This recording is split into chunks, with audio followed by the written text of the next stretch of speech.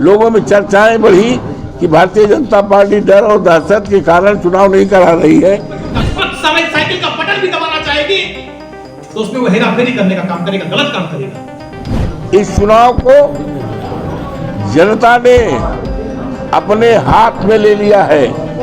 तब वो लोग ये भी कहते नजर आ रहे हैं कि मीडिया के लोग समाजवादी हो गए हैं। 22 में जो अधिकारी कर्मचारी की ड्यूटी लगाई गई थी उसी सूची को आप निकाल लो। उत्तर प्रदेश में स्थित जनपद अयोध्या स्थित मिल्कीपुर विधानसभा का उपचुनाव हो रहा है। यूं तो ये चुनाव बहुत पहले हो जाना चाहिए था। देवतुल्य मतदाताओं ने हमें लोग सभा 54 फैजाबाद जो जनपद अयोध्या मर्यादा पुरुषोत्तम राम की धरती है वहां से सांसद बनाया 4 जून को, और तब से जो है ये सीट खाली हो गई। 12 जून को हमने इस्तीफा दिया, 13 जून को इस्तीफा मंजूर हो गया। तो चुनाव पहले कराना चाहिए था, लेकिन चुनाव नहीं हुआ। लोगों में चर्चाएं बढ़ी कि भारतीय जनता पार्टी डर और दहशत के कारण चुनाव नहीं करा रही है। माननीय चुनाव आयोग ने चुनाव की घोषणा कर दी। बहुप्रतीक्षित चुनाव की घोषणा सुनते ही मिल्कीपुर के लोग, जितने देवतुल्य मतदाता है, जनता जनार्दन है, सारे लोगों में खुशी की लहर हो गई कि चलिए बड़ा इंतजार करना पड़ा, चुनाव की घोषणा हो गई। अब इस चुनाव को जनता ने अपने हाथ में ले लिया है। अपने हाथ में ले लिया है। अब ये चुनाव आम जनता का चुनाव हो गया है और हाथ में ले करके जनता ने तय कर लिया है कि हमें समाजवादी पार्टी को जिताना है। जैसे हमने अवधेश प्रसाद को 12 में पहली बार यहाँ मिल्कीपुर आए तो हम 30-35 हजार वोट से जिताए, हम 22 में जिताए और 4 जून को भी अभी हमने जिताया है। तो उसी पैमाने पर लोगों ने विचार बना लिया है, फैसला कर लिया है, और ये सब जानकारी सरकार को भी है, सरकार में बैठे हुए मंत्रियों को है। ये जानकारी है कि समाजवादी पार्टी बड़े वोटों से जीत रही है, भारतीय जनता पार्टी बहुत खराब स्थिति है। ये मीडिया के लोगों को, तब वो लोग ये भी कहते नजर आ रहे हैं कि मीडिया के लोग समाजवादी हो गए हैं।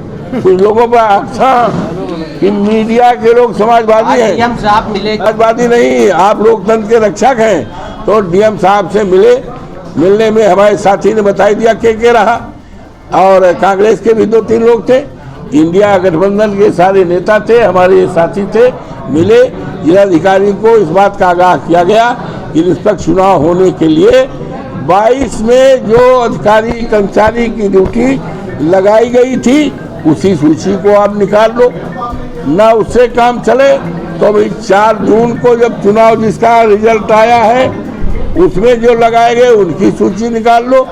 लेकिन भारतीय जनता पार्टी के दफ्तर से कोई सूची न ली जाए और ना भारतीय जनता पार्टी या सरकार के दबाव में चुनाव में ड्यूटी न लगाई जाए। निष्पक्ष चुनाव तभी होगा जब सूची जो है सरकारी सूची, सरकारी जो अभी तक कराए हैं उन्हीं में से लिया जाए, और जो मौजूदा तरह की जा रही है उसमें हम लोगों को सूची आ गई है, जानकारी मिल गई है कि भारतीय जनता पार्टी के लोगों की ही सूची किसी तरह से जो रहे हैं उन्हीं की लगाई जा रही है।